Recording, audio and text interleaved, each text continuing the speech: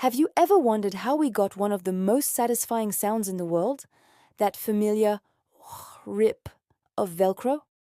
Well, it all started not in a high-tech lab, but on a simple hike in the Swiss Alps. Picture this. It's 1941. An engineer named George de Mestral is walking his dog through the mountains. When they get home, he's annoyed. His pants, his socks, and his dog's fur are absolutely covered in burrs, those pesky little plant seeds that seem to stick to everything. Most of us would just pick them off and complain, right? But de Mestral wasn't most people. His curiosity was piqued. Instead of throwing them away, he put one under a microscope. What he saw was a marvel of natural engineering. The burr was covered in hundreds of tiny, flexible hooks. These hooks were perfectly designed to snag onto anything with a loop, like the threads in his pants or the loops in his dog's fur. It was a simple, yet incredibly effective fastening system. A light bulb went off in his head. He thought, what if he could artificially recreate this brilliant hook and loop mechanism? This wasn't just a fleeting idea. It became an obsession. De Mestral spent the next decade trying to bring his vision to life. He imagined a world where buttons, zippers, and laces could be replaced by something faster, easier, and more reliable. His first attempts were clumsy. He tried using cotton, but it wore out too quickly. The hooks just weren't strong enough. He knew he needed a material that was both tough and flexible. The breakthrough came with a relatively new wonder material at the time: nylon. De Mestral discovered that when nylon thread was woven into loops and then exposed to infrared heat, it formed stiff, durable hooks that held their shape perfectly. This was it. He had successfully mimicked the burr's design. He created 2 strips of nylon fabric, one with thousands of tiny, stiff hooks, and the other with thousands of soft, fuzzy loops. When pressed together, they formed an incredibly strong bond. Yet, with a quick peel, they could be separated instantly. He needed a catchy name for his invention. He combined the French words velours, which means velvet, and crochet, which means hook. Put them together, and you get Velcro. It was a name as brilliant and simple as the invention itself. Initially, the fashion industry was skeptical.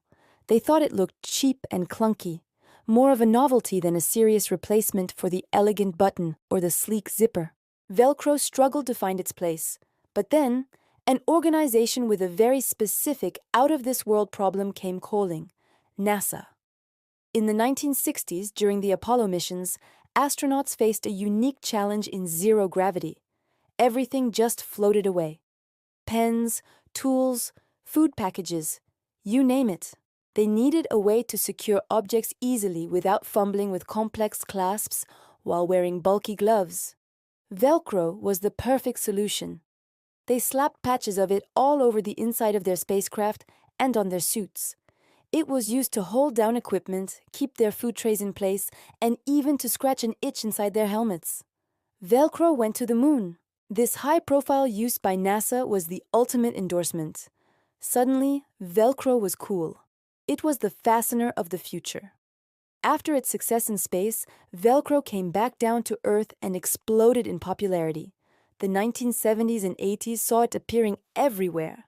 The ski industry loved it for boots and jackets, and the medical field adopted it for blood pressure cuffs and orthopedic braces because it was adjustable and easy to use. But perhaps its most iconic application was in children's footwear. For parents everywhere, Velcro was a game changer. No more tears and frustration over trying to teach a toddler how to tie their shoelaces. A simple press and pull, and kids could put on their own shoes. It was a symbol of independence for them and a huge relief for parents. From there, it found its way onto wallets, bags, watch straps, and countless everyday items. The technology behind Velcro has also evolved.